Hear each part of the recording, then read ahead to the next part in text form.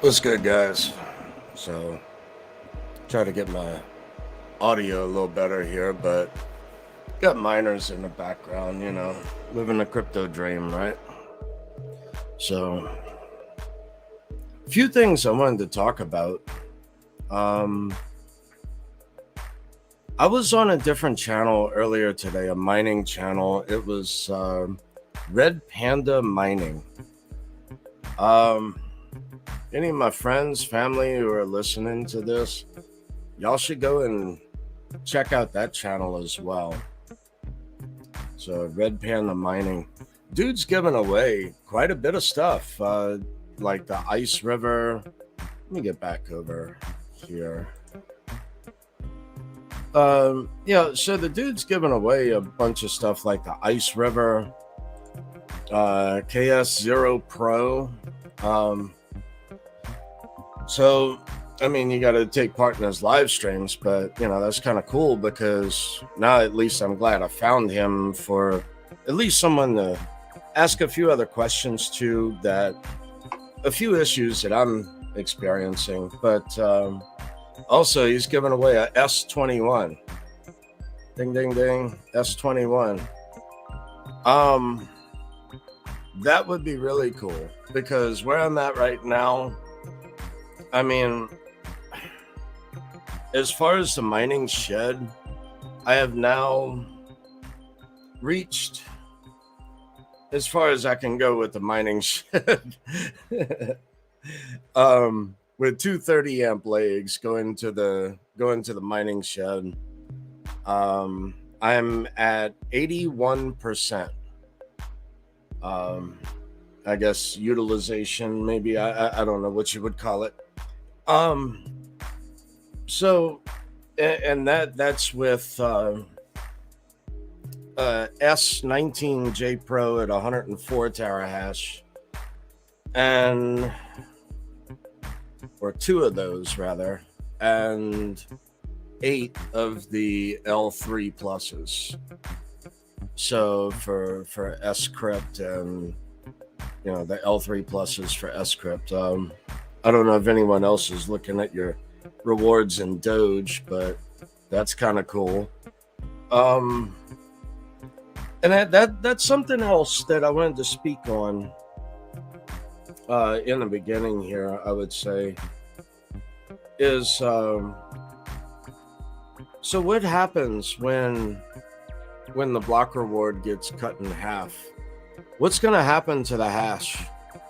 What's going to happen to Bitcoin's hash rate? My next question is, does Bitcoin Cash have a halving at the same time or similar? I don't know. I don't know off the top of my head. I would think so, but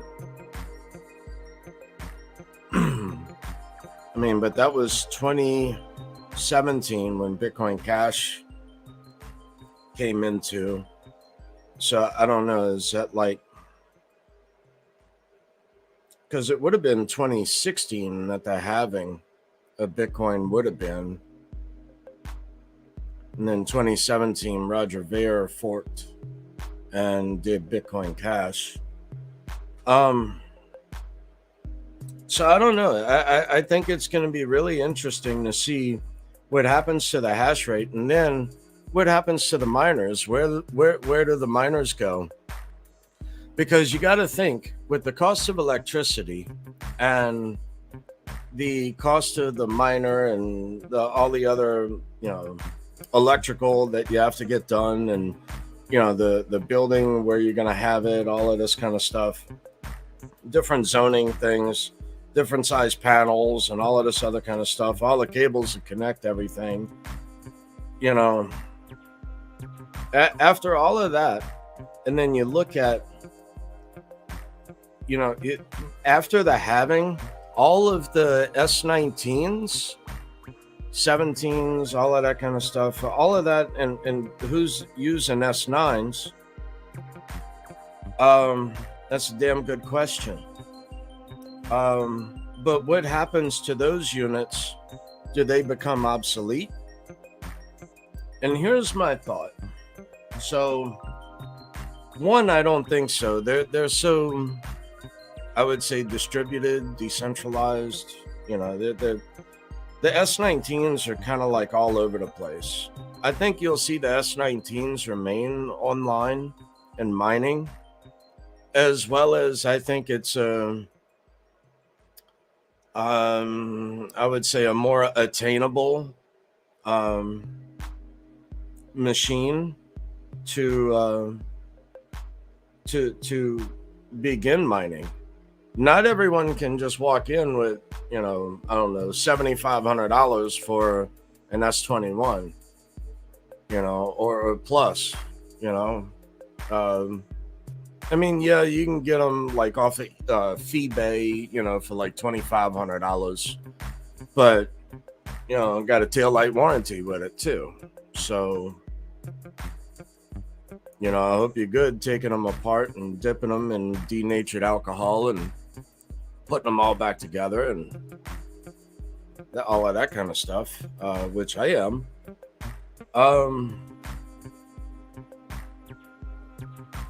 But as far as to think that all the S19s are now, maybe if it's a major corporation, right? One of these big mining farms, to them it's not profitable, and that I understand. But for the average person out here, it's an attainable unit at, like, I don't know, roughly $1,000 on eBay for an S19 J Pro 104 terahash.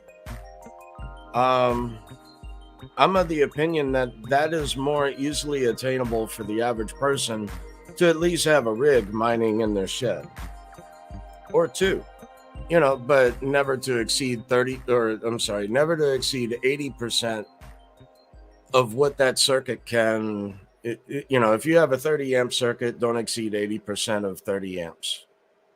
So, and I'll be at 81%. So I might, but well, I'll take that back, right?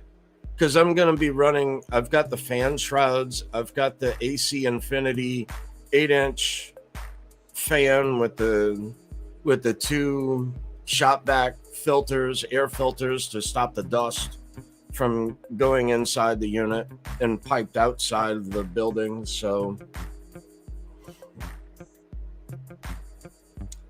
I mean, my power consumption is going to be a little less, and I took the fans out of the PSU as well. So instead of allowing more current to flow to the PSU fans, I just disabled those. I took them out.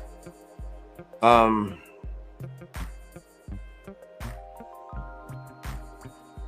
much quieter running it this way. So one, I can either overcool and underclock the unit to be much more efficient as far as power consumption. In that aspect, I think I have an edge there.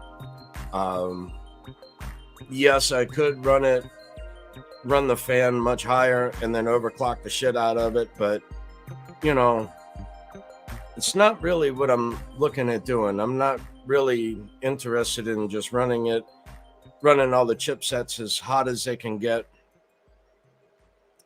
or pushing the machine beyond, I think just to stay at 104 terahash, maybe a little underclock, I think might be more efficient as far as the power consumption. But here again, okay, like I was saying, these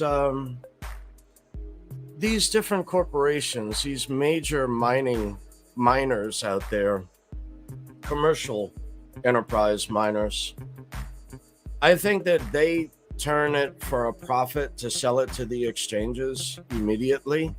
I'm not looking to do that. I'm going at this a little differently. I'm going at this to where this is my dollar cost average going into crypto. It's just like, let's say for the month, I've got $1,000 for that month as a dollar cost average into crypto. Well, what if I can put that $1,000 towards electrical costs is my thought, and that amount of crypto is virgin coin. No KYC, no anything, no jumping through hoops or exchanges down for maintenance or whatever it may be. It would just be in cold storage. However, albeit that being maxed out, when I run the numbers on what I've got, I show like $36 a day. So it's like right over $1,000 a month as far as revenue for what I'm looking at doing. And that's me being maxed out. So that's a current value. Current value is at $1,000 a month worth of new virgin coin. And right now, with all the mining equipment on sale, I took advantage of all of this now before really prices go stupid and people go nuts trying to buy equipment. Because, I mean, if you look at a previous bull cycle, like whether it was 2013 or 2017, but more so 2013, to look at that cycle, because we haven't had all of these different major players and litigation, legislation, ETFs, all of this kind of stuff. I mean, just 1% of BlackRock allocation of assets under management gives you a $500,000 Bitcoin. That's 1% of one company, right? So here's my thought. With all these other big players coming into a finite asset, I don't think crypto has experienced this kind of move before or will. I think it's going to catch everyone by surprise. I pray that it does. I mean, I wake up every day going and getting, shuffling around in my boxers and flip-flops, getting a cup of coffee, just saying, is today the day?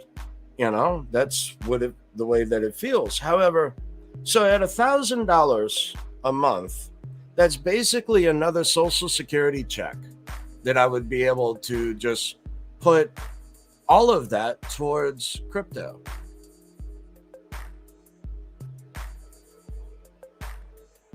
And that's at current value. Now, what happens if crypto does a 10x? So if crypto does a 10x, I'm not making 1,000 a month. I'm making 10 grand a month.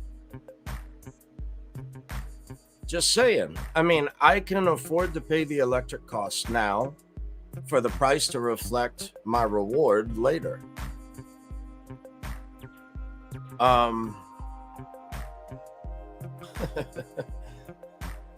So yeah.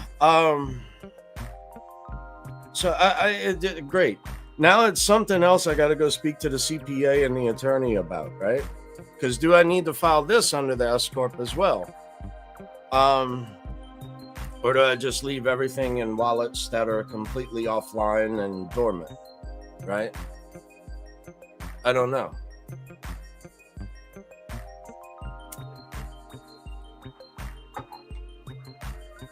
I mean, my ultimate goal is just to sock crypto away. I mean, it is. But let's face it, sometimes you need an extra $10,000 to, build a deck around a hot tub, just say. Right? Or, I don't know, another 10 grand to re-sheetrock the other side of the property. And then another 12 grand on interior doors. And then another 8 grand on laminate flooring. What else I got to get?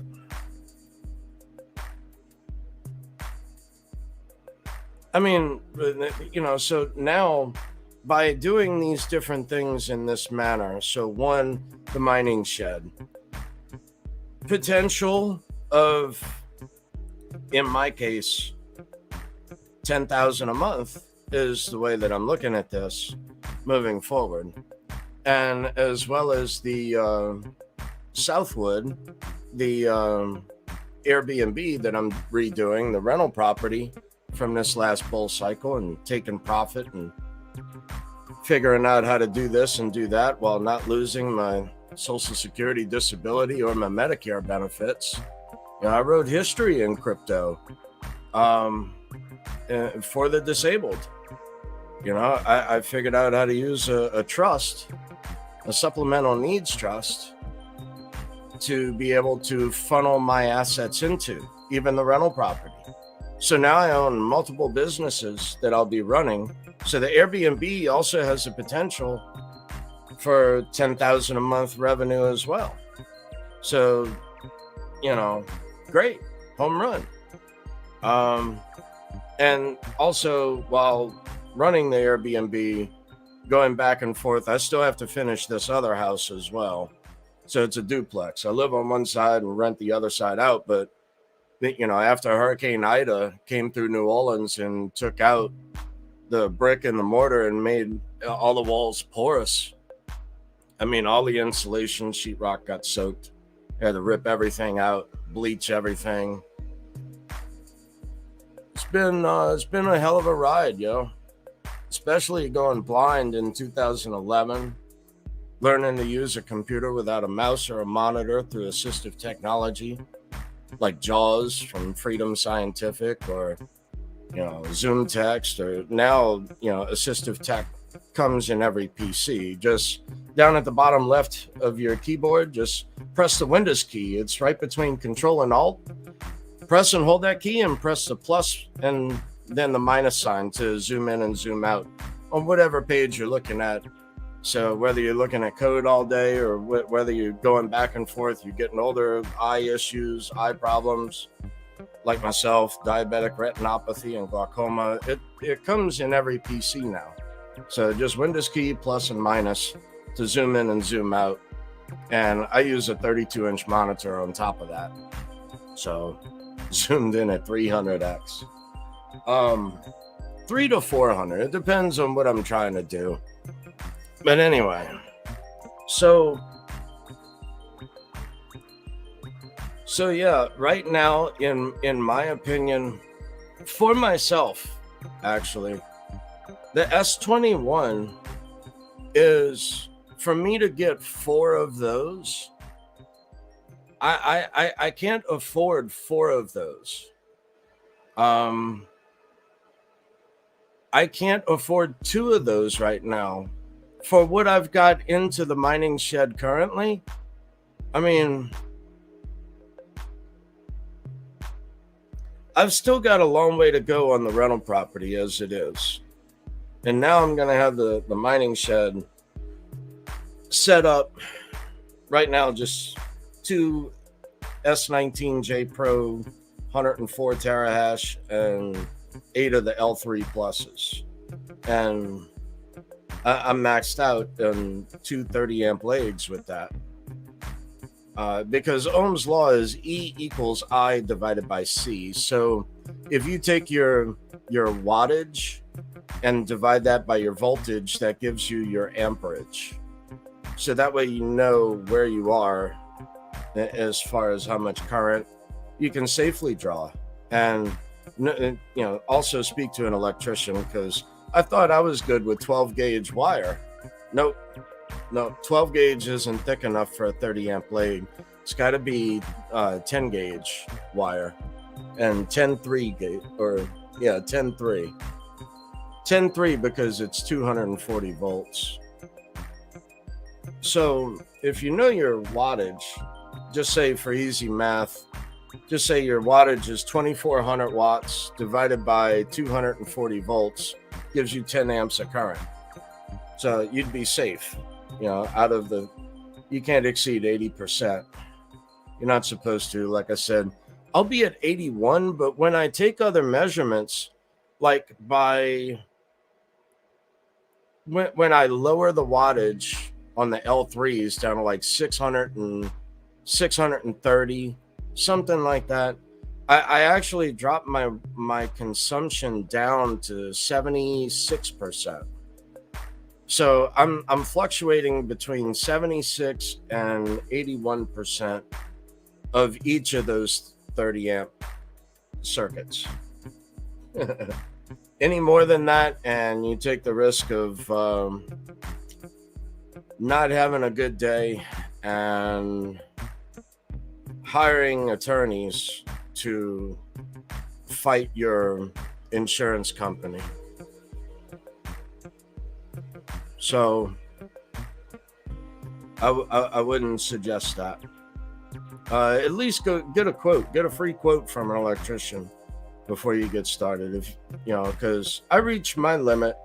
I screwed something up, and I just said nope. I'm calling in. I can route the wire and all that fine, through the studs, drill holes. I can do all of that, route the wire and the cable, and that's another question, the fiber optic cable. So I just upgraded to fiber, but that didn't happen until this Wednesday. So my question on fiber is, the dude left me with a, I don't know, 200 foot of cable, maybe. And I don't know, where the fiber normally would come into the house, and let's say that went to the gateway, right? So from the gateway, I'm running fiber to other places in the house.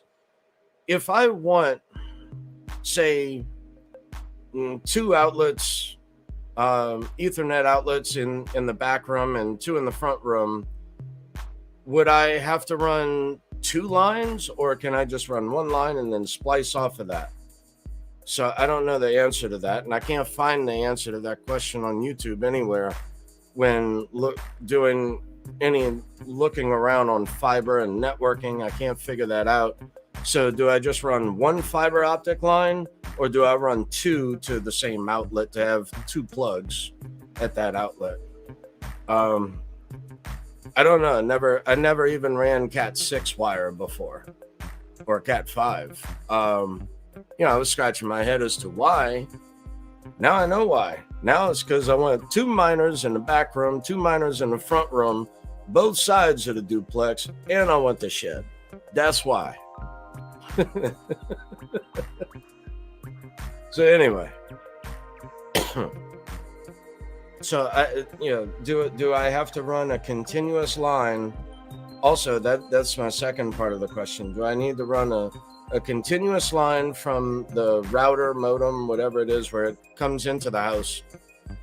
Do I need to run that all the way, an additional line all the way through the brick, or through the wall, through the brick, outside, and through conduit into the shed as well as a single line? Or can that be cut in any part of the line and then mended back, like just a different junction? Or like I said, does it have to be one continuous strand? I mean, my thought is that it's a piece of glass, and if you break the glass, the light won't transfer, or the information, the data won't transfer. But if that line can then be repaired, and being that it's glass, it can then be, I would think could be remelted back together. But I don't know is it a different type of crystallization that would slow or hinder the speed of transfer? I don't know the answers to these questions yet.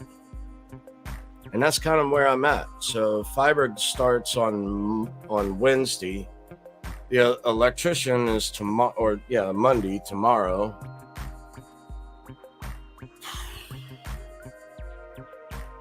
And I might have just bought another S19J Pro, 104 terahash. Well, I'll know in the next couple of hours.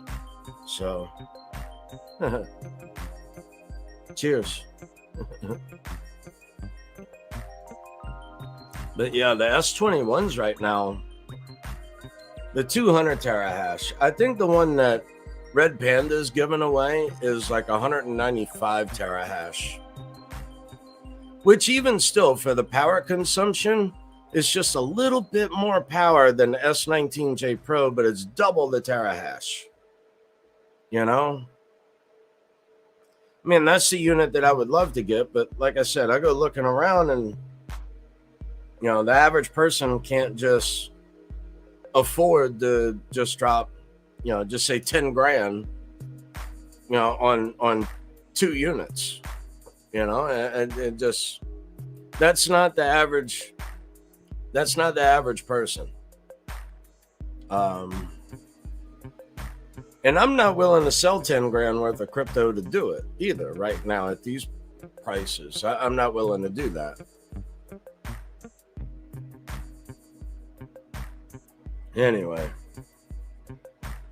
But yeah, where does, to what blockchain or blockchains does the hash rate move to on SHA-256? Now I've noticed on what to mine. Let me turn this damn background music down a bit. This is starting to bug me a bit. Either that or it's the one that's going up and down, up and down. That's a L3,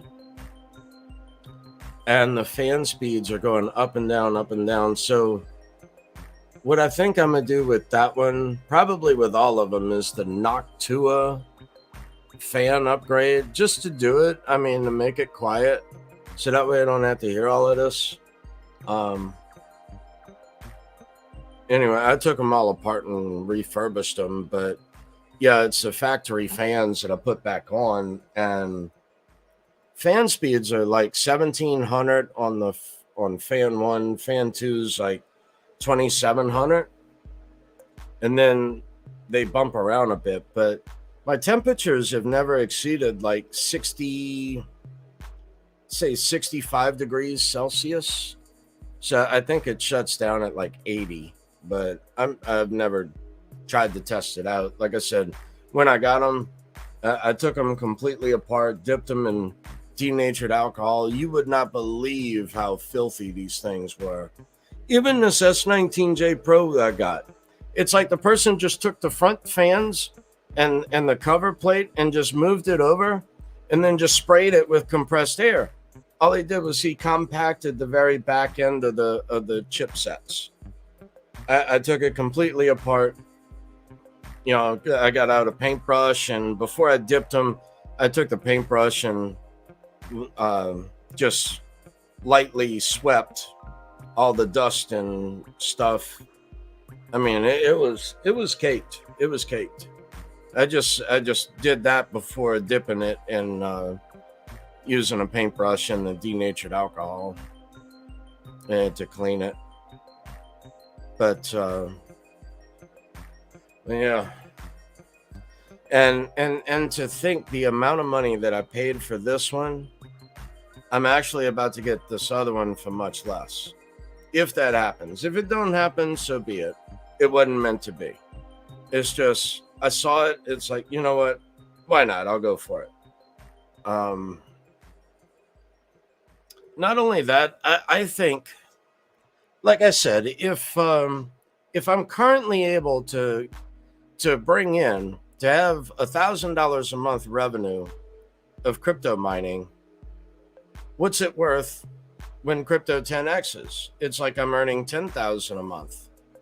So at that point, to me, it's extremely profitable.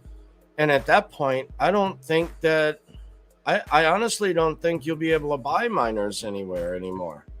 I think that the population will consume them now that they're starting to wake up and realize big money is now here and is about to, I think, go nuts because it's a finite asset. So when there's no more to be had, what will you pay for a bottle of water in the desert? Right? So, and it's such a supply shock this run. It's not like going from 12 to 6. per block. I mean, damn.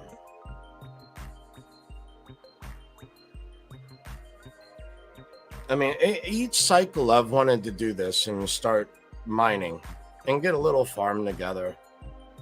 Just small scale residential. I mean, I've only got two 200 amp um, panels, and off of that, I'm running a 30. Off of each one, I'm running a single 30 amp leg out to the shed. That's it.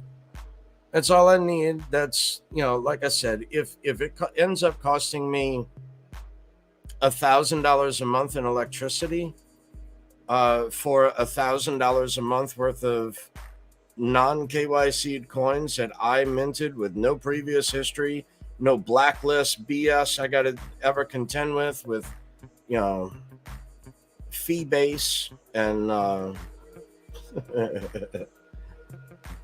you know, whichever exchange, I don't have to deal with that.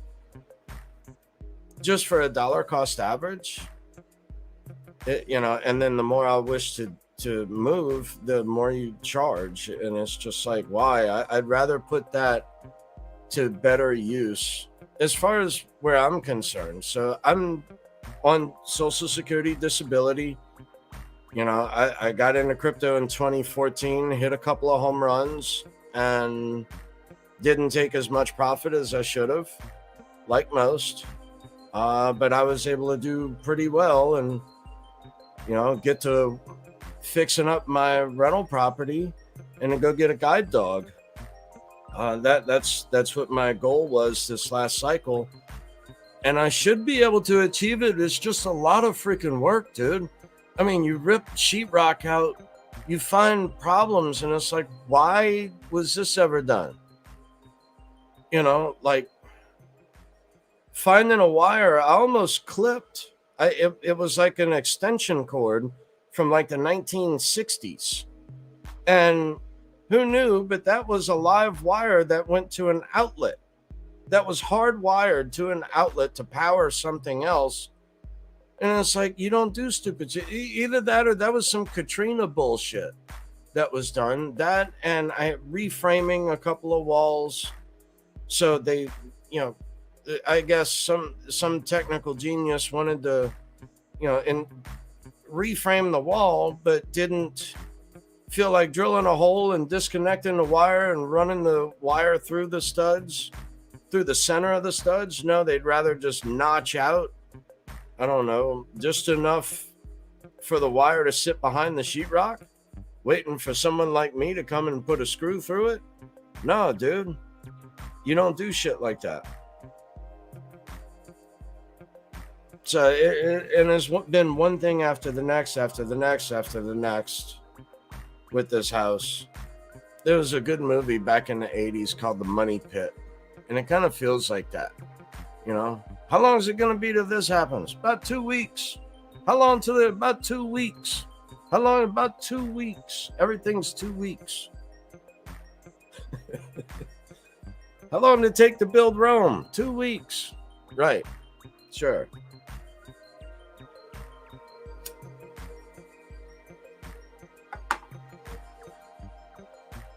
So anywho, there's a lot more that's actually going through my mind right now. Like I'm looking at, so SHA-256 on Bitcoin, and I think Bitcoin Cash is going to get a halving. If not, I'm just planning on Bitcoin Cash getting that halving. But I was surprised to see others like Purecoin. I've heard of Purecoin. I've brushed across it in CoinMarketCap, but what is it? What does it do? I don't know. I know some miners don't care. It's yield, and that's it. That's just it. I'm not looking to sell these mined coins back to an exchange. I'm looking to hold on to them until it becomes profitable for me. So I'm willing to put $1,000 a month towards electric. At that point, Can you wait 5 years? I can. So I don't know if it does a 10x. Like I said, if it does a 10x, not just Bitcoin, just market as a whole, right? So whether it be Bitcoin Cash or Dash or whomever, Purecoin, whatever, who knew? And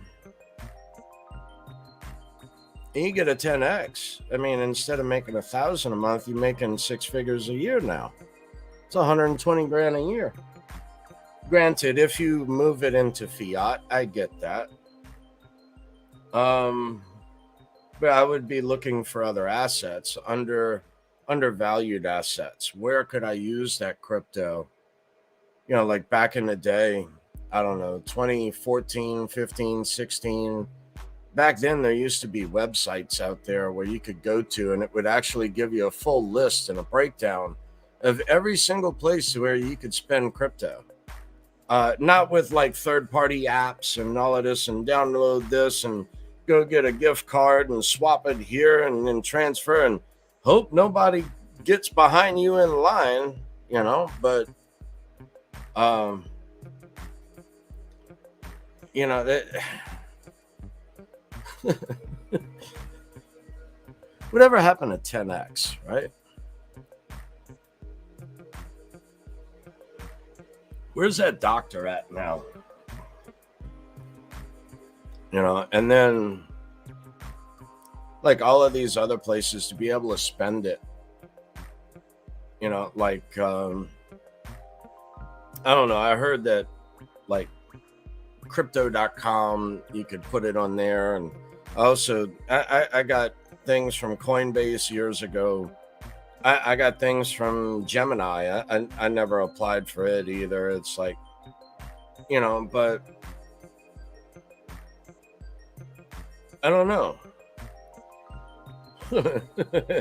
It's a thought, I would say, because these other ones, they also have the liquidity. So whether that be, Bitcoin Cash, they're just like Bitcoin, they're on every damn exchange. Just like Litecoin, they're on every damn exchange. Basically, same as Tezos and Ethereum and a couple others here and there, like Cosmos and Cardano. But which ones can I mine? Or is that the trick? Is that what some of y'all do? Do y'all mine like on unmineable and move whatever hash rate payouts that you earn into other coins that you normally can't mine? Do you do that as far as another trade? Say like right now, Doge payouts are like through the roof.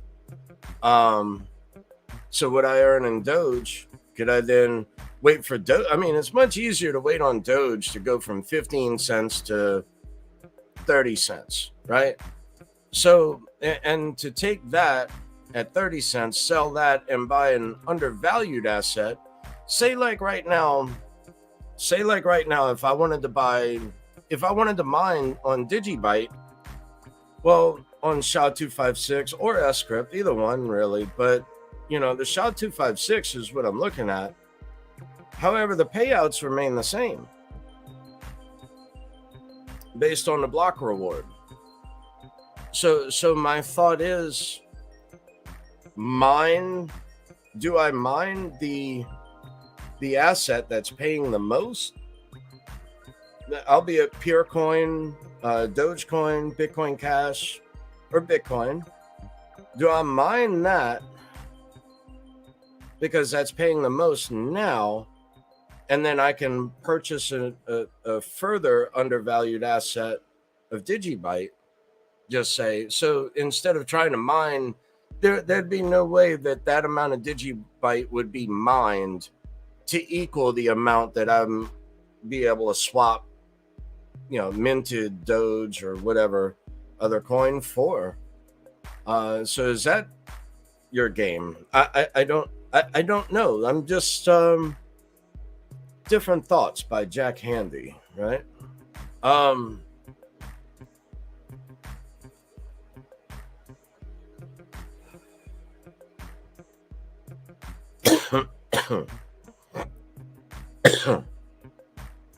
Because what I would really like to do, well, first, I'd really love to win that S21 um, from Red Panda Mining. I would love to win that S21 right about now. I'd put that thing to work immediately. I'd also put that Caspa Pro Miner to work immediately as well. I'd deploy that immediately. If I won that, either one. But really, I want the S21. But I mean, I could get rid of the L3s in time. I just don't see the L3s as going away. Again, the barrier to entry for these other miners, I'm saying for people that don't have a Buick sitting in a checking account to go and swap for a miner. You know, most people don't have an extra, what, a L7 was $6,500 as well. You know, so 6,500. I understand the L7 does the same amount of work as, say, 20 of the L3s. I get that. And for the power consumption, I get that. It's worth it. But where I say that you're incorrect, where you're wrong, is you can also power the L3 on 120 volt. So the average person across a greater, it can be further distributed in such a way, is my thought. So the average person can then just plug one in to any 120 outlet in the United States. I'm only speaking from the US. But, you know, it's a much easier to entry level point to get to 4 of those miners. You know, and 4 of those miners for just say $500 versus one L7 for $6,500. I mean, where's the other $6,000 going to come from? Who, you know, you going to go create a business plan and go to the bank and go take a loan, go to the SBA? You really want the SBA and the alphabet soup digging into what you're doing? I mean, you got to answer questions. You go taking loans like that through the SBA. But I mean, and, you know, again, what's your FICO score? What collateral do you have? Do you just have, you know, hello? Do you just have a pipe dream? You know, and you want to go to the bank and borrow $5 million to start a mining farm? Ain't gonna happen, dude. You know, especially when you don't have more than 30,000 as far as revenue in a given year, or just say more than 50 grand of revenue of whatever job you have to go in and, you know, what is middle class today? The middle class today is yo 300,000 in student loan debt, yo 700,000 on a mortgage, yo 20 grand in credit card debt, yo, I don't know, 80 grand in car loans. So what's middle class? You know, for me, going blind and becoming disabled was a hell of a wake-up call. You quickly learn the difference between an asset and a liability. So that's kind of my game plan going at this, is that I see this as more of infrastructure of mining. So I don't see the L3s going away because, like I said, the barrier to entry to the L7, the price tag of someone getting into it. And I don't see the S19J Pros going away either, because that's the first time that a machine eclipsed 100 terahash. I don't see those as being obsolete. Now the S9s, I might kind of agree with you, unless you want one of those lotto miners, just to maybe win a block of Bitcoin, a solo mine, just one. I don't know. It might be something to look at. I don't know. Um, but for me, I disagree. I don't think that the S19s are going to be rendered obsolete after the Bitcoin halving. I think that a lot of other coins will. I think that they'll be further dispersed against other SHA-256 um, coins. So anyway, what y'all up to this evening? So I meant to get in here earlier.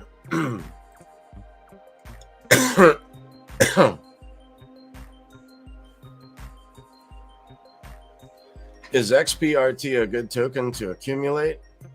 It depends on your risk reward tolerance. I bought a lot of it, and I still hold a lot of it, and I'm not getting rid of it, and I'm continuing to stake it, as well as Cosmos. And I mean, that's to me, that's residual income. That's the way that I look at all of crypto. How can I, everyone stresses this shit with Bitcoin, Litecoin, Digibyte. Everybody stresses this shit to run a node. That's great. You run a node. Well, why not get paid to run a node, right? Why not get a miner or 2 or 10, right? So that's where I'm coming from. Make this make sense. Actually, make this make dollars if need be. I understand it's crypto, it's the next system, fuck the fiat system. I get you, dude. I totally get you. But like I said, dude, sometimes I need 10 grand to build a freaking deck around a hot tub, right?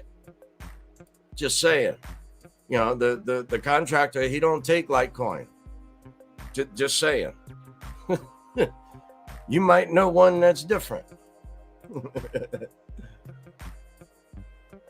What's up, man? Yeah, just living the crypto dream. Nothing else going on. Nothing else I found interesting online except for Red Panda mining. I don't know, dude. If Red Panda gets a hold of this video, if one of his subscribers just happens to make a response video, I think that should be worth another entry into your S21 giveaway. I mean, just saying. Just saying hi.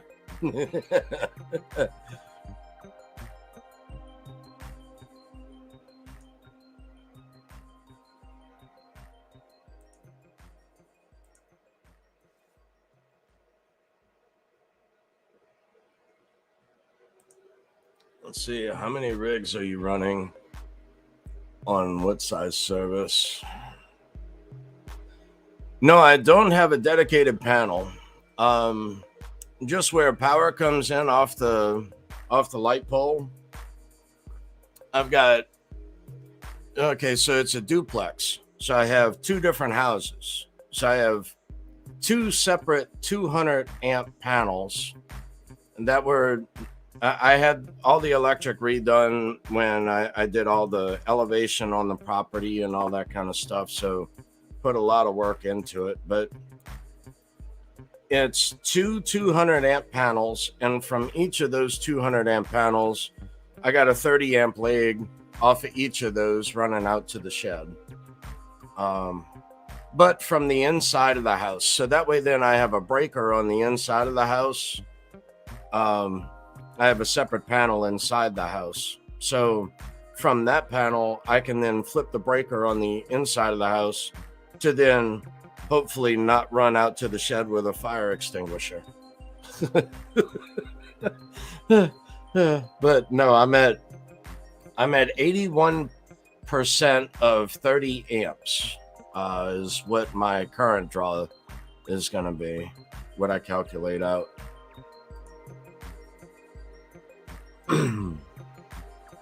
Yeah, everyone, I think that this is going to be the next big thing going on. Like, how our like how my grandparents retired. You know, they had a CD and they earned so much percent yield on that CD. Well, what if my CD is just basically earning crypto by running a machine? What if that's my CD? And what if instead of spending 1,000 a month in electric costs, that's actually going to yield me 10,000 when I'm ready to sell it and move into another undervalued asset, whatever it may be. Say it's food, you know? I mean, say it's gold, whatever it is. Say it's I don't know. I need some new tennis shoes right now. My damn shoes are talking to me. I noticed that. You know, it's like I got 2 pair of shoes. That's it. I mean, really? I had more pair of shoes when I was a teenager than I do as an adult. All the shoes I own now, they all talk to you. I really need to go in and just throw everything away. Just, you know, before I even get started, when I get next door finished and I got to start going through everything I own that's on the inside of this house, I think I'm just going to get a dumpster outside, you know, take out a few things, a few key things out of this house that I know that I want. That's it. Everything else, you know, put it out at the curb. You know, just now I need to have a freaking permit to do a garage sale. But again, I'm only one human. So, you know, it's like, I can't like go getting stuff out the house and set it up because you always got those little old ladies, you know, the ones, little old cat ladies that go running around to, you know, well, you know, I know it says you open at 8, but I know it's 6:04 a.m. But yeah, I know you're knocking on my door. You know, and the damn garage sale don't start for 2 hours. Shit. Oh man, because there's always one in every bunch, right? There's always one. Anyway, let me get back.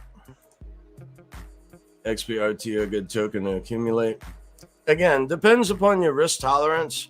My whole thing with persistence was I looked at the rate of return, the residual income over time.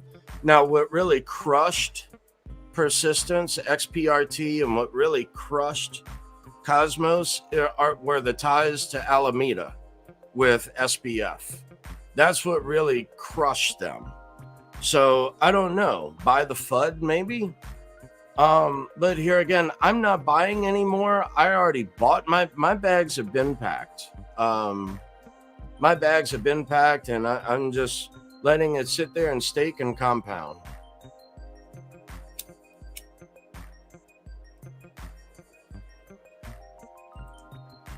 Your first name, Litecoin miners? Yeah, L3 pluses. I've got 8 of them, or soon to be 8. But yeah, then they also have the L7s. You can run those as well. And the L7s, the Antminer L7s, they're ASICs. It's the equivalent of running 20 of the L3s. And the L3s run at like 630 watts each when you downclock them. So it's 630 watts each times 20 equals what? And but yet an L7 does the same amount of work as 20 of the L3s, but only has a consumption of 3,100 watts. So yes, the L7, the only issue with the L7 is the barrier to entry being $6,500. So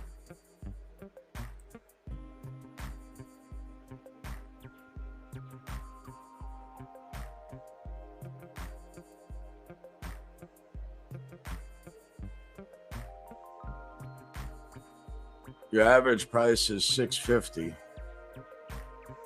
I don't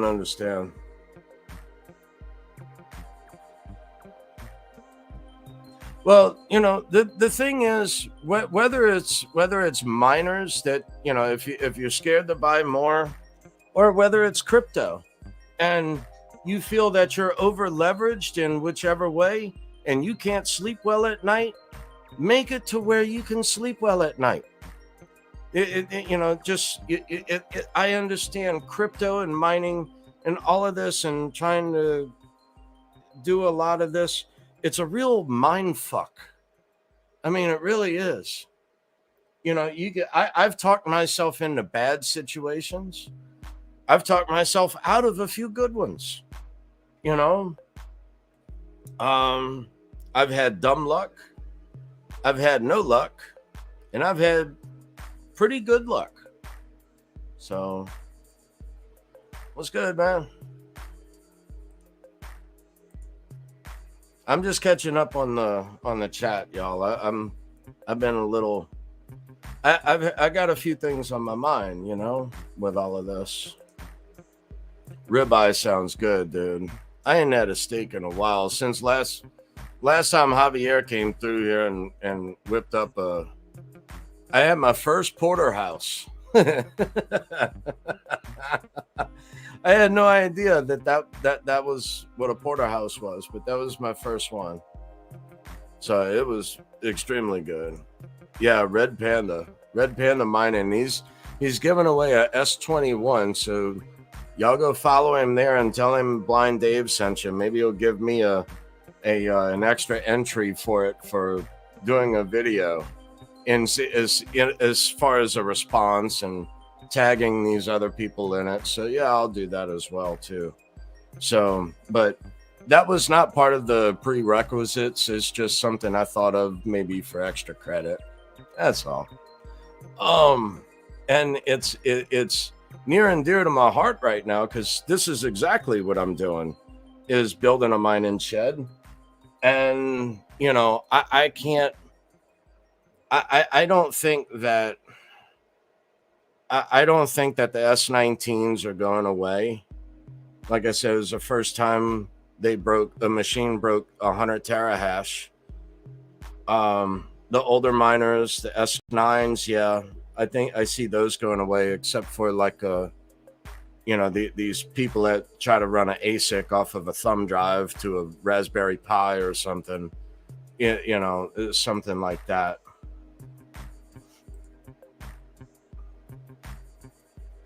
New name to you, what?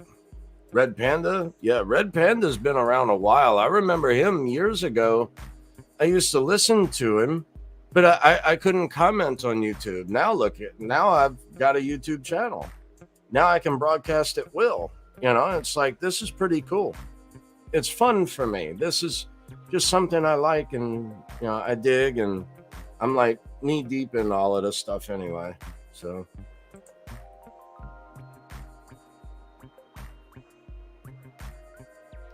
can I talk about Bitcoin Cash and its future?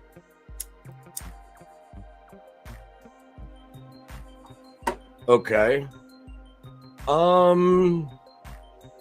My opinions of Bitcoin Cash, right, are probably not what you would expect.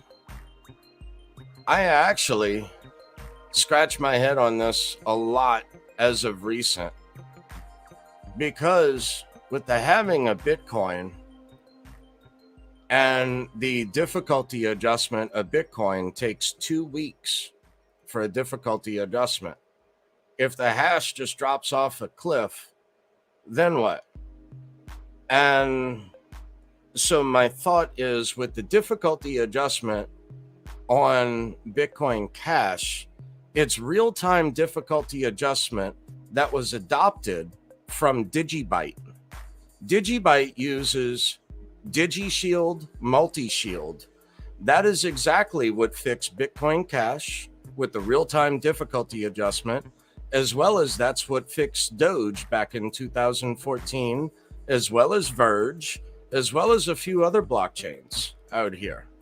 So my opinion is Bitcoin Cash is on major exchanges everywhere.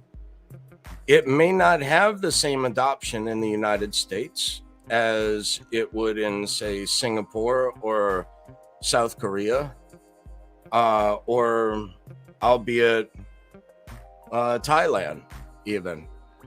Um, my question then becomes, what's it worth to you when it works?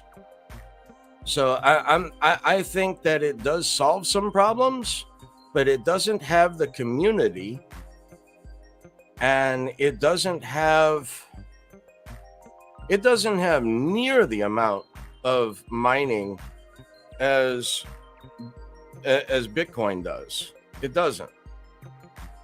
But in a time when it is no longer profitable for miners on one blockchain through one algorithm, where else are we going to migrate to? So that's kind of where I'm torn right now. So that's my thoughts on Bitcoin Cash. Its future, anyone's guess, man. All crypto is truly an experiment within computer science. It's just, how do we move forward to scale to meet the demand of society globally? That's the true underlying question on a layer one. On a layer one, how do we scale? Because layer twos infringe upon Reggie Middleton's patent. Layer ones don't. Anyway, let's see. What's up, Fever Flav? Trying to get caught up. Yeah.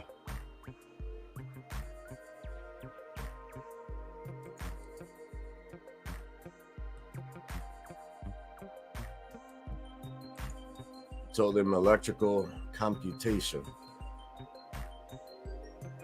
What's good, Marker? Uh-oh. Yeah, I mean, yeah, but this had a different, the porterhouse, it had a different, not spice, not kick. It was a different, I don't know, was it a different charcoal or mesquite or hickory? I don't know what it was. It was something different, but it was very good. Very, very good. All right. So anyway, 111 subscribers, or yeah, right. Subscribers. Yeah, subscribe. All 111 of y'all, go subscribe right now. Yeah, but in case y'all didn't know, yeah, I just jump on here usually on Sundays, kind of like after the hangover of Thursday and Friday. After I'm done with the hangover of Thursday and Friday, which actually I haven't drank in several weeks. I haven't drank in like over a month. Not since I got sick. I mean, I got sick. I don't know what happened, if I ate something bad, but man, I mean, just like normal, I went out to the hot tub, enjoy a good hour in the hot tub, and I got a nice margarita, with a dash of orange juice in it. Next thing I know, I'm getting sick, my stomach turned, and I think it's because my glucose, my blood sugar, I'm a type 1 diabetic. I think it's because I took too much insulin and I was crashing. I was like, my glucose was like 43 and just nose diving straight down. And here I was already drunk as shit. Now I'm drinking a margarita with Hornitos. So it's Hornitos tequila, or Hornitos tequila. With Jose Cuervo margarita mix and a splash of orange juice. Problem is when you get sick, right? When you get sick and you're drunk and you do have to vomit, here comes the issue, right? And the issue came because my glucose was running low.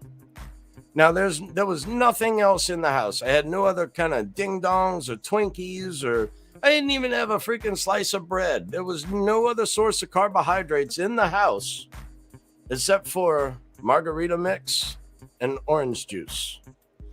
So I had to sit there puking my guts out and then drink more orange juice and then puke my guts out again, drink more orange juice, puke my guts out again.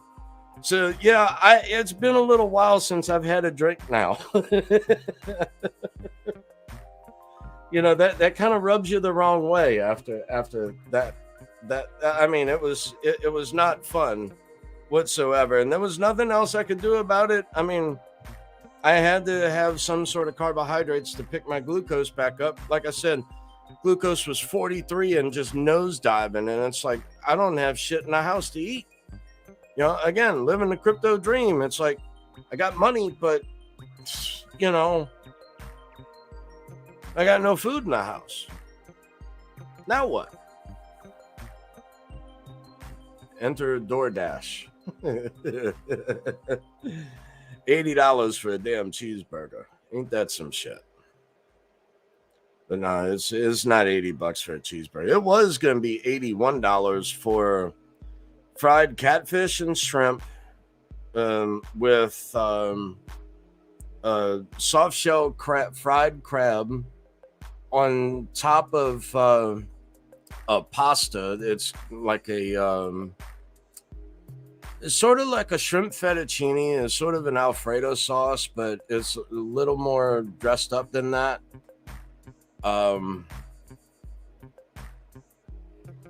And so all of it, you know, just smothered in that, and then a cup of gumbo, a cup, not a bowl, and boudin balls.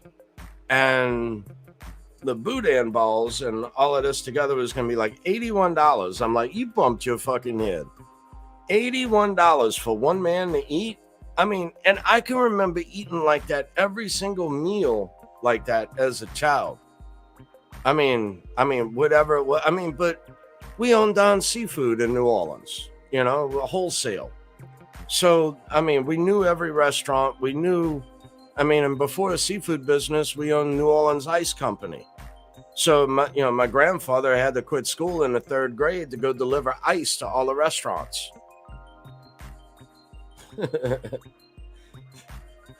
But, you know, and then later runs for governor, right? So anyway,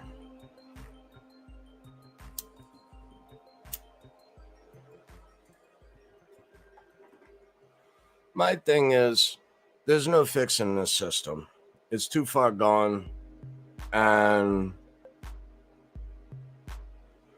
who am I to be some sort of a savior? I would say better yet, a martyr. Because, I mean, it would be much more advantageous to be an advisor than it would be the one who would get JFK'd. I'll say it that way.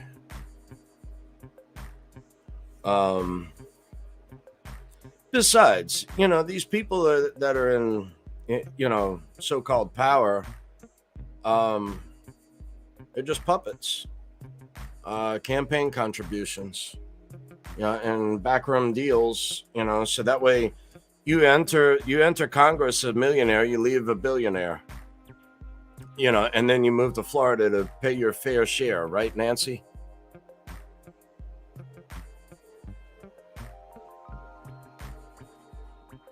Just watch. Maxine Waters is going to pull the same shit. Just watch.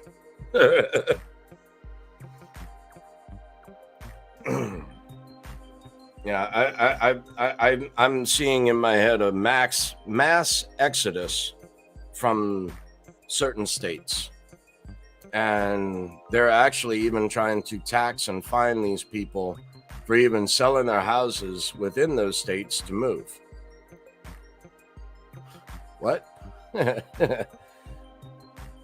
You know, so at this point, yes, I own rental property. I do plan on purchasing more property, either this bull run or next, probably this bull run. But here again, it won't be me, it'll be the trust. So, I will own nothing and be happy at that point. That's how they do it. So, and I can shield those assets from frivolous lawsuits. I can move funds, move all sources of revenue through the S corp under the umbrella of the trust. So therefore, I run everything through the EIN number, not through my social. That's how I don't lose my Social Security, disability, or my Medicare. So that's the secret they don't want you to know if you're disabled. And that's the secret that I wish I could get across to Dave Ramsey, because that dude is 100% wrong. Everything he says a disabled person can't do, I currently do. Yup.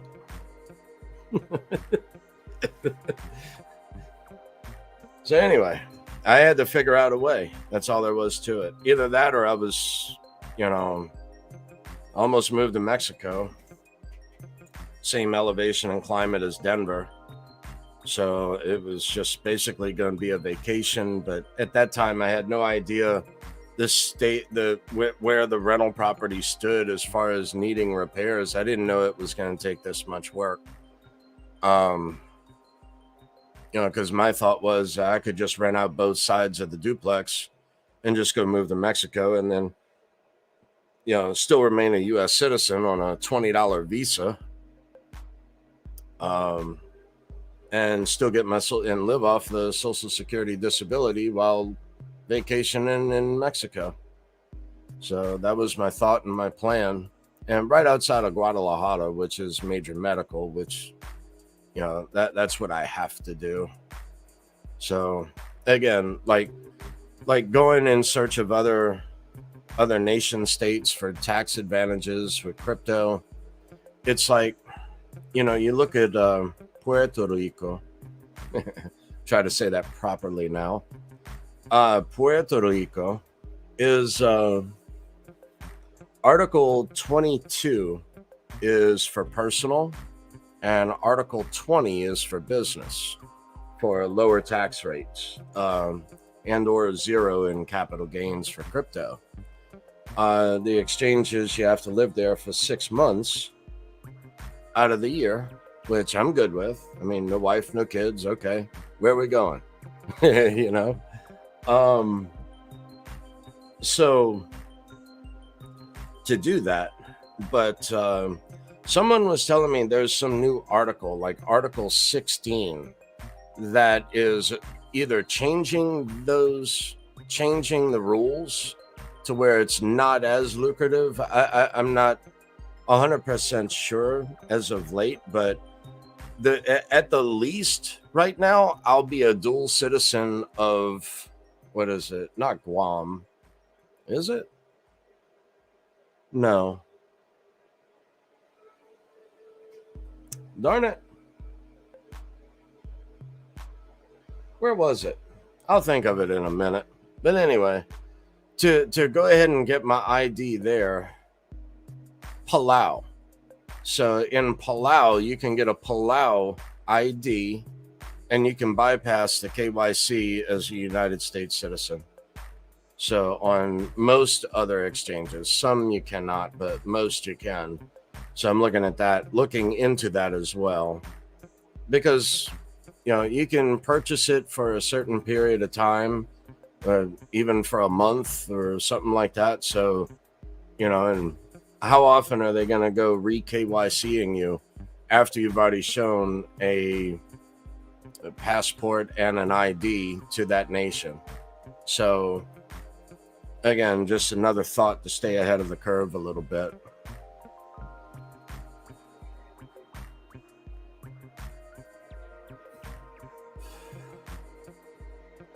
Let's see. I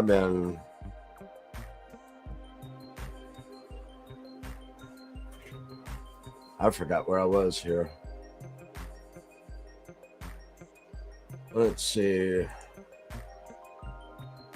Porterhouse. Yeah, that's where I was.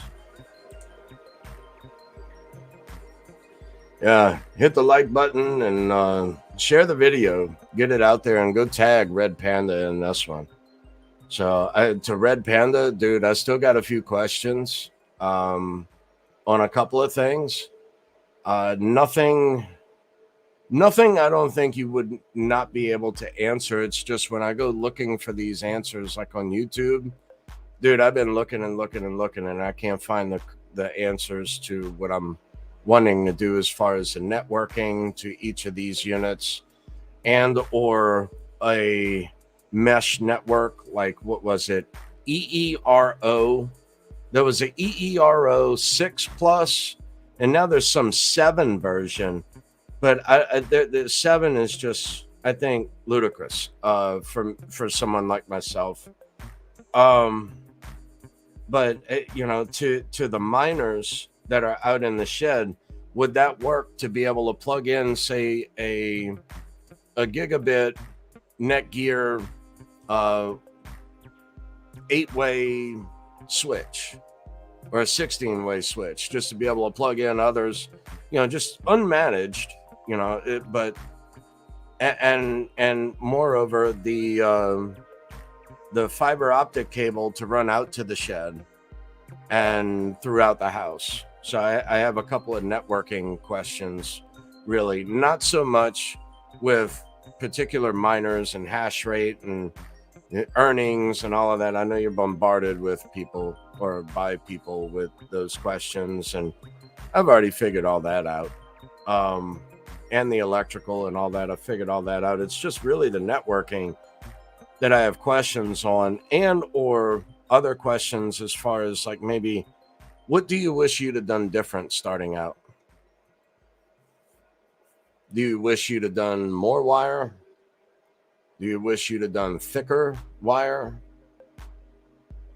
Just maybe before pouring concrete, maybe run an extra conduit under the concrete, because I did that too. So, and thicker. So I did a 2-inch through it. So that's another question. So and right now I have the sheetrock down in both houses. So that's why I'm running the wire, but I'm running 10-3 wire. But my question is 8-3 wire really worth it? Or would it be worth it to run 2 additional lines off the main 200 breaker? Because that would then be, I got to look at the other breakers that are off of that going inside the house. Because on one of them, I've also got I don't remember, a 30 or a 50 amp onto to the hot tub. So I'd have to go look at that again. But yeah, y'all share this out and tag Red Panda Mining in it. And go subscribe to his channel. The dude put a hell of a video out today. He did a live stream. And dude, he got a lot of questions out there right now as far as mining and hash rate and what's going to happen, and then which miners will be deemed obsolete. I just don't see the 19s going away. I just don't.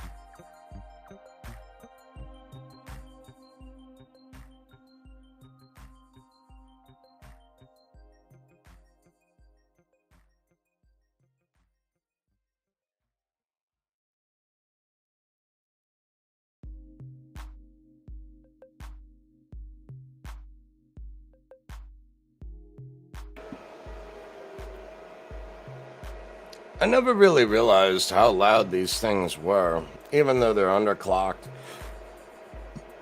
and turned down. I'm hearing these fans come back through this, excuse me, through this whole mic setup and all I got, which is well, it's a Blue Yeti. So, but, and then JBL headset, but man, background noise is really, I don't know, is it bad for y'all? It sounds bad to me, but it's a mining channel right now. So it is what it is. Let me see, where was I? Well, so okay, back to this. So like Bitcoin, dude was saying that the last halving, at the last halving of Bitcoin, that the hash rate fell out the flipping bed. So is that going to happen again? I think it will.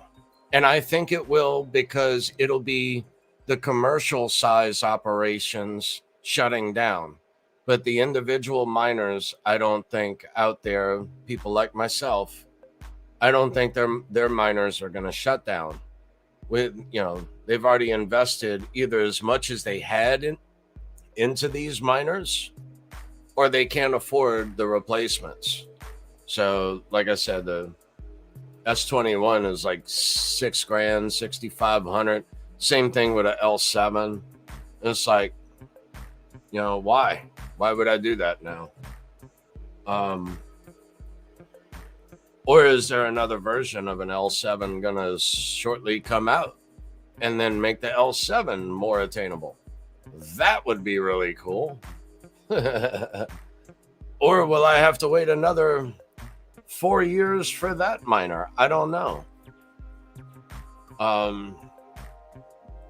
But yeah, this dude was going over, what was it, 2017? Well, actually, I need to be on a different website. This is just regarding price, not hash rate. Let's see.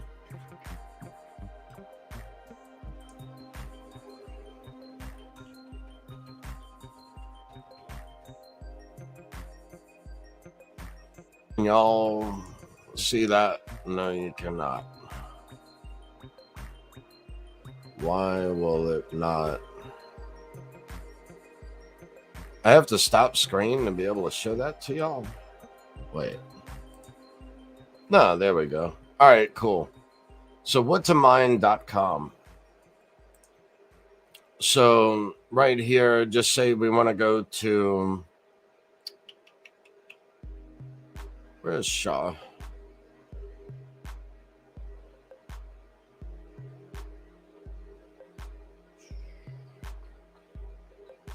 I know y'all probably see it, but my screen is much different than y'all's.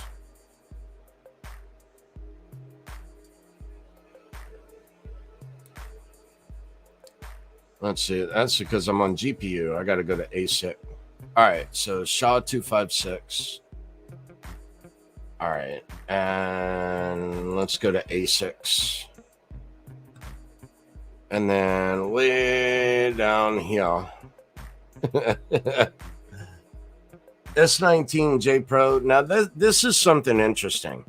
So I've got the S19J Pro, but I've got the 104 terahash unit.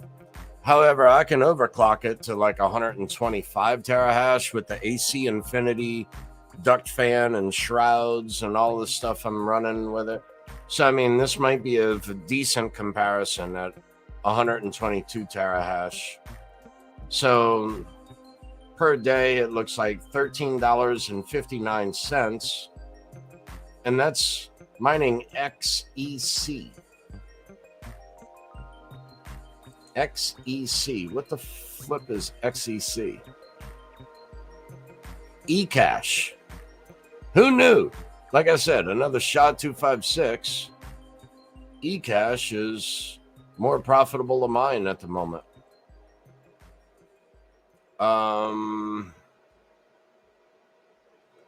More profitable by how much though? That's really the question I have. Hold up. No. 554, so 40 cents. And right now it went to DGB. Look at that. Digibyte is the second. Wait, hold up. Let's just click on the Antminer itself. Yeah, so first, let's see if you can see that. Good, you can. Okay, cool. So right here, eCash is the most profitable coin to mine in SHA-256, then Digibyte, then Bitcoin Cash, then Bitcoin. Imagine that. I'm more scratching my head on mining Bitcoin Cash than I am mining Bitcoin. But here again, what pools on Digibyte SHA-256?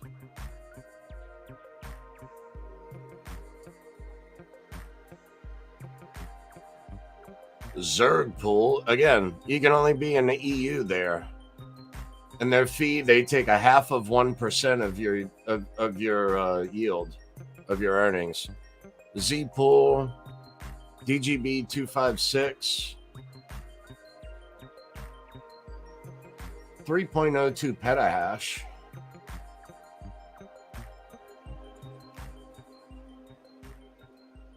How many petahash is Digibyte right now? It doesn't look like much. What, 4, 5, just say 6, 7, 8, 9.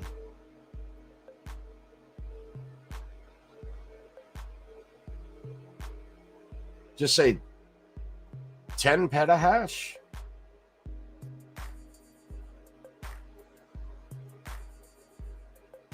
Wow. This one here only has 2 miners on it. Which one is this? EU, USA, and Asia. Coin miners. Coin miners only has 2 at 93 terahash. I would eclipse that immediately with just turning one of these on.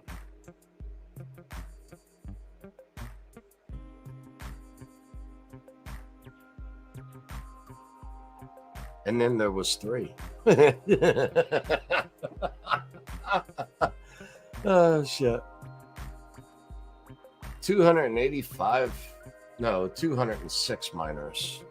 Which one is that? That's only in the EU. That's Zerg pool. I can't participate. I can't play with your reindeer games. Okay, 1.28 petahash with 73.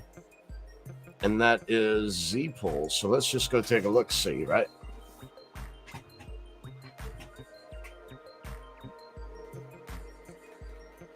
I wonder if they're going to be like, some of these others where, they take a fee, but damn it. They take a fee, but in addition to taking a fee, you can only take like, what was it? NiceHash. I can only, being in the United States, I can only get paid out on NiceHash in Bitcoin. So even though I'm contributing to the SHA-256, I can only get paid in Bitcoin when, say, I want to participate and get paid out in that same amount of Bitcoin, but worth in Digibyte or worth in Bitcoin Cash or whatever it may be. I can't do that. So do y'all use like unminable for that? Is that an option in the United States?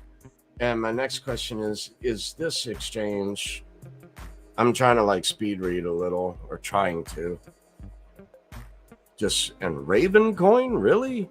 KMD, is KMD Komodo? I think it's Komodo and then Ravencoin. Wow. Pool hash rate. Pretty steady.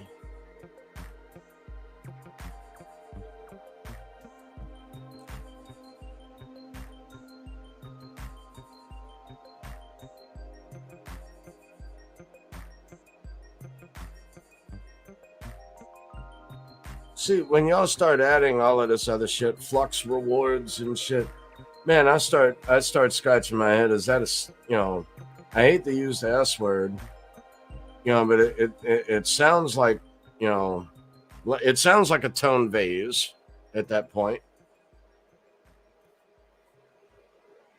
It don't. Well, I guess that would start with a TH, right? A scam. See, whenever I start getting paid out in other bullshit, and then I got to swap for other bullshit to get the coin I want, it's like, man, I'm out. I don't know. Do y'all use this? Follow you on Twitter? Not yet. I don't know y'all yet. I gotta look. I gotta do more research into y'all. Let's see. Algos.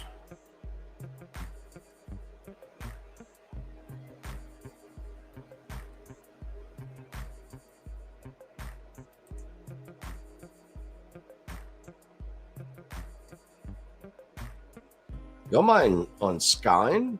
Really? That's kind of cool. And Qubit. Wow. Who's mining Qubit? Who is mining Qubit? And how do you mine Qubit? Where do you get information on how to mine Qubit? That would be kind of fun, actually.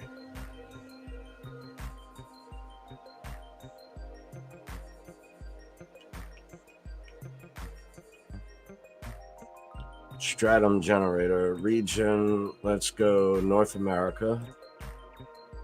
SHA-256. What is SHA-256T?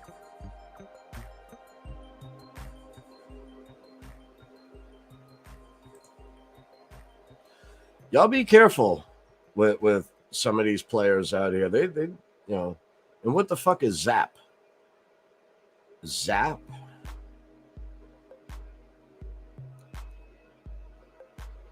So what? And let's say Digibyte. Can I do Digibyte and BTC or BCH rather? I don't see a BCH. But you have BSV. That's cute. That's cute.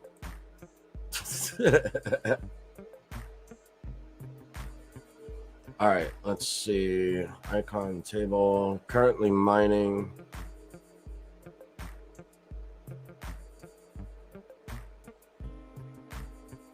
$234 mega hash. What?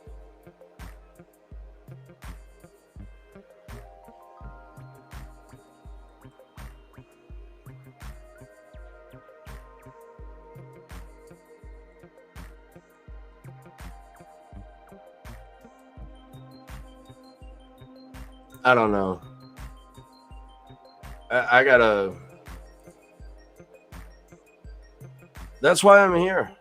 I learn, and maybe hopefully y'all can Z-pool. I don't know.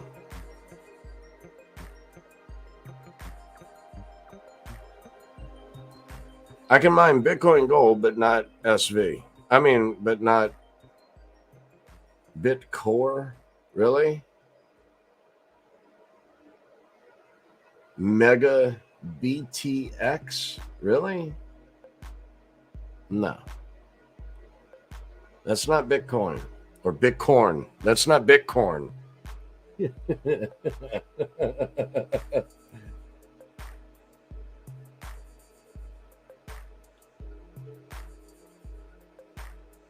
I don't know. I feel like I'm losing. Uh-oh. Where'd I go? There I am. All right. Let me see. Stop sharing. Where y'all at?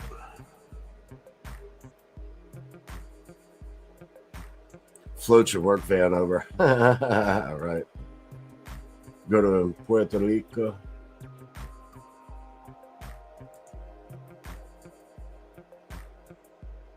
It's nominal.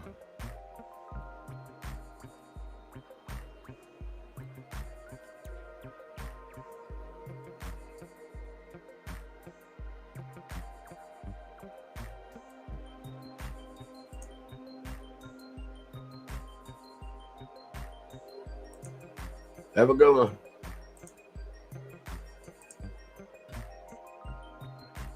All right.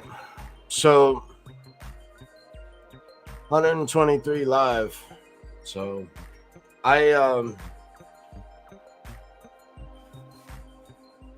I question where does this go? Where does SHA-256 go? Does it repeat like last halving where the hash just falls off a cliff? And then if these people turn off these miners, not if the people, I would say if these corporations turn off all of these miners, these commercial enterprises, if they turn off their miners and it's just those of us with S19s and S21s, you know, yet again, it still takes 2 weeks for a difficulty adjustment. But judging from previous, I mean, either miners are going to shut off or they're going to move to a different chain, or the price of Bitcoin is going to go up. That's basically all I see.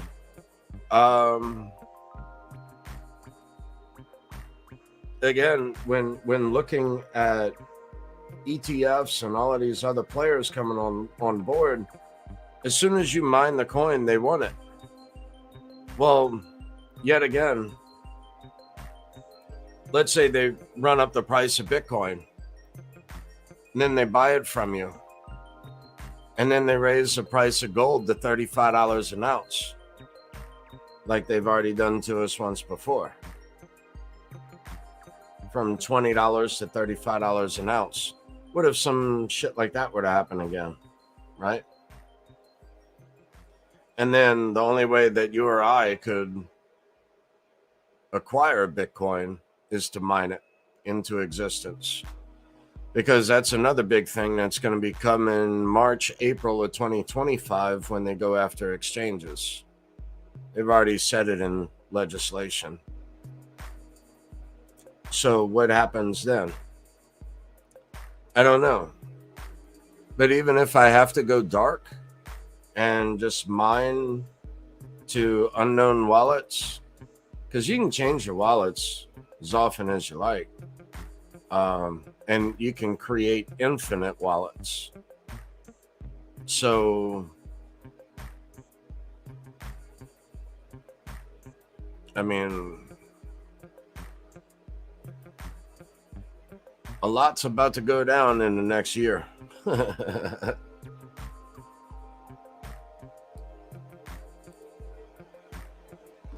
And it starts in the next, less than 30 days now, right? So what happens? Better yet, what happens to Bitcoin in the year 2159 when the last Bitcoin is minted into existence? What happens then? And what happens in the year 2035 when Digibyte mints its last Digibyte? That means all of its mining supply will have been minted. And then it's going to have to rely on the transaction fee. Then what? Next couple of years, I think. Actually, let me rephrase that. Over the next few generations, I feel that this time right now will be reflected upon greatly. That's what I think.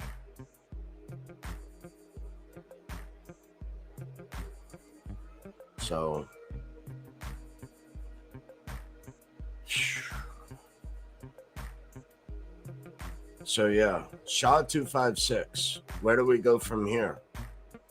The hash rate, the payouts.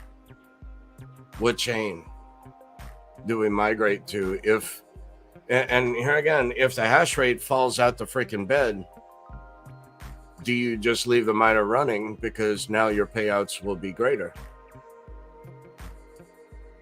Again, I'm not looking to take the coins that I mint and sell them to an exchange. I'm looking to hold on to those. So it's just my dollar cost average in the crypto. Instead of me paying dollars to an exchange for a bunch of different transactions, I didn't ask for it, don't want you to have my KYC, anything, because I don't trust you. I don't trust anyone. And so instead of all of that stuff, I can just mint my own coins. And that is my budget. That is my DCA, is my electric bill. I'm game. Put me in, coach. Because, like right now, I haven't seen miners this cheap in a long time. In every single cycle, the prices of miners like 5x. Well, what happens when all of this stuff goes down, right? I think that miners will have a premium. They do every cycle. I mean, back to when an L3 used to cost $1,000 at the heat of the bull run. Well, what's the S19 gonna go for? 10 grand again? You're gonna sell it for another 10 grand? I don't know.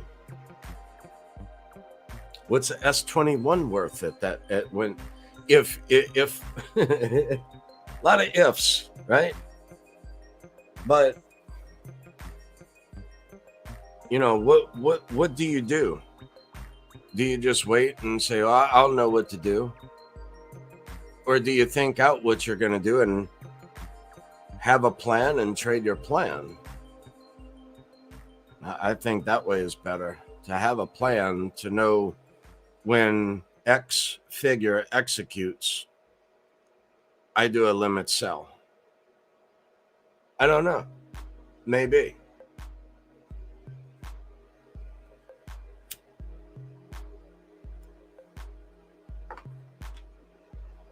Or like right now, do I take what I mine and just swap that for an undervalued coin that is not currently profitable to mine, but yet when I swap it, then actually, then it is quite lucrative to mine, especially when that asset just barely moves just a little bit, and it you know, there's like a hiccup, it can 4x, you know?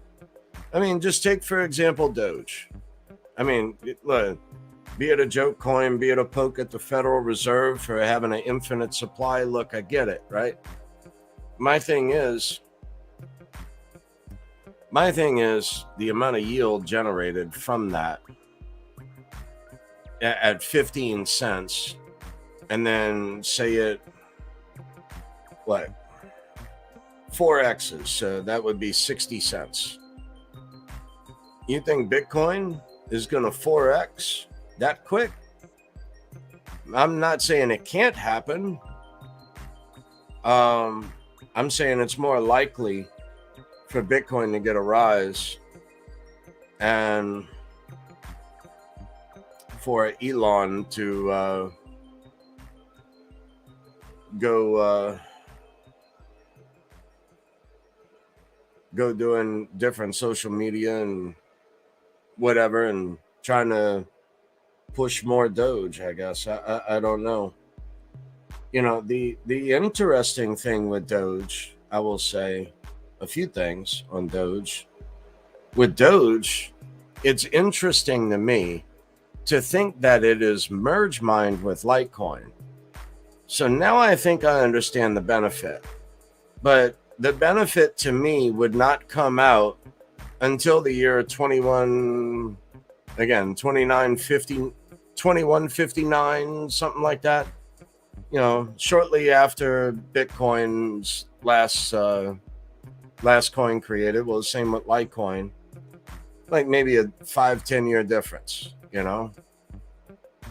and my thought is that when the last one is mined and minted of Litecoin, then you still have the infinite supply of Doge to pay the miners. So that's why I question what's going to happen to Bitcoin one day. Moreover, what's going to happen to Digibyte in 2035? So just 11 years. Wouldn't that be something to still be here 11 years from now? And to think I got into crypto in 2014. I think I mean, it's already been a hell of a ride, y'all. I never, this has been the only profitable hobby that I've ever had.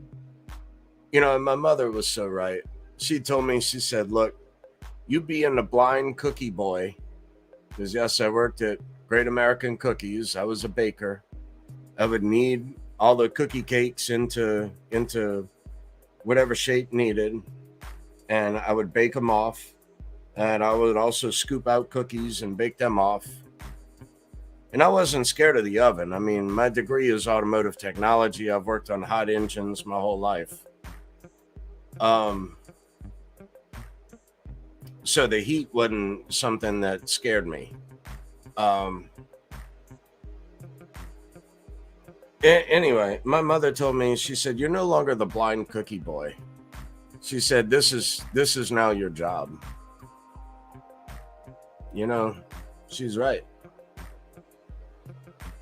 She's right. Because, man, I used to breed fish. I did all kinds of crazy things, trying to figure out a way to have some sort of a side hustle, right? I mean, being disabled and all, there was no way, and degree and all, Phi Theta Kappa, National Honor Society, all that good stuff. All of that stuff aside, degree and all, didn't matter being disabled. No one will hire you. It's just a sad truth. They're more afraid of a liability with their insurance company than they are to hire you.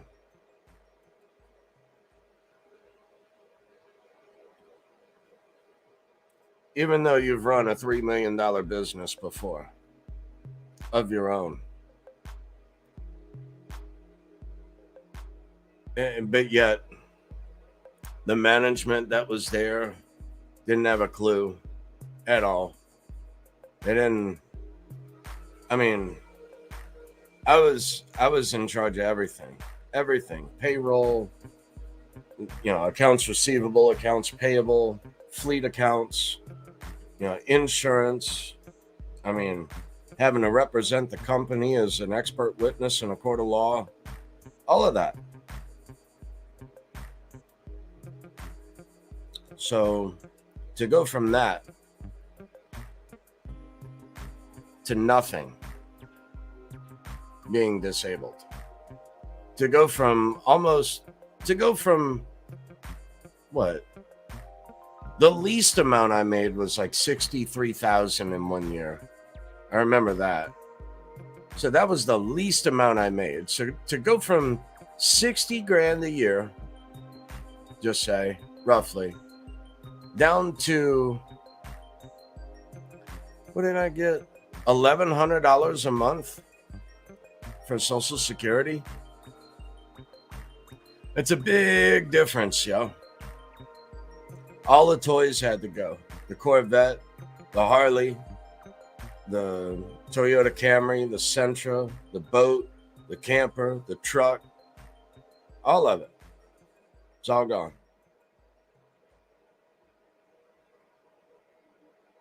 That was the hardest part. But I would say it was a blessing in disguise of learning the difference between an asset and a liability. I would say it was a true blessing to go blind. Because I was a debt slave. I really was. Everything I owned was leveraged to the hilt. You know, who knew that crypto was and Bitcoin was gonna turn into what it's become? I mean, we all had those pipe dreams back then, but not one of us thought it would happen this soon. Bitcoin is 70 grand. I mean, I still hear Max Kaiser in the background yelling to hold until 100 grand. You know, and that was way back when. You know, Bitcoin was what, $200, $300, $400. I got in right after Mt. Gox. And if I'd have just been able to figure out before I went blind in 2011, I was running the Bitcoin Core, and I had it to where I couldn't figure out the wallet address to get paid out, to start getting payouts. And that was back in 2011. And then I went blind, and I would say I refound crypto in 2014 after going to a camp for the blind. Now I'm here. And I only got here by pushing buttons and figuring out what worked and what didn't work.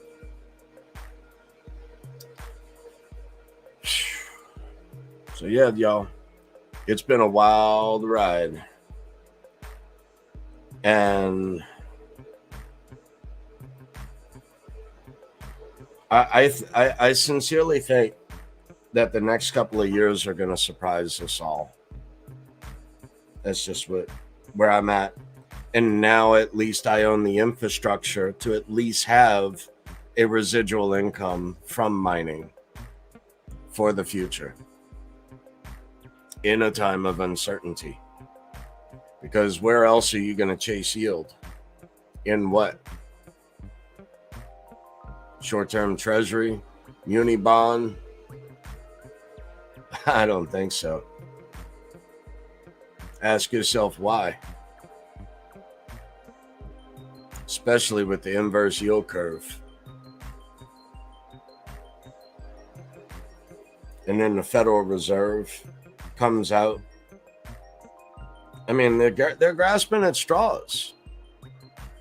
So during the next financial crisis, and I'll leave y'all with this, during this next financial crisis, wouldn't it be something? I mean, really, wouldn't it be something if Satoshi signed another transaction and just said, told you so? In other words, he's been here the whole time watching everyone act a fool, not realizing yet still what its intended use is, the protection, the insurance that provides you.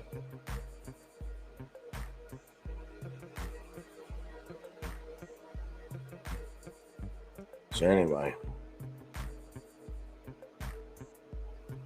versus their printing. Money printer, go burr.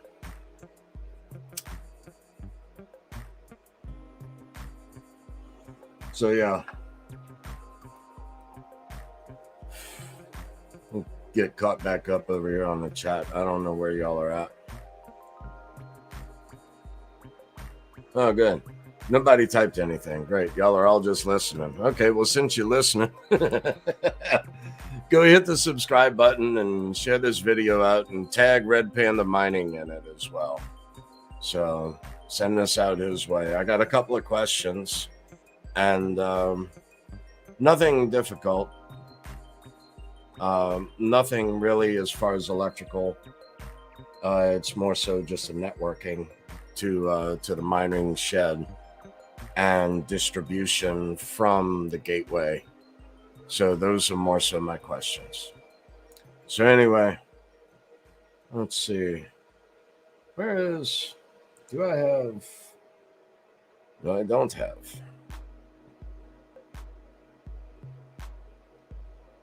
Well, all right. All right. So now I do have. So anyway, with that, y'all go make it a day. Rock on.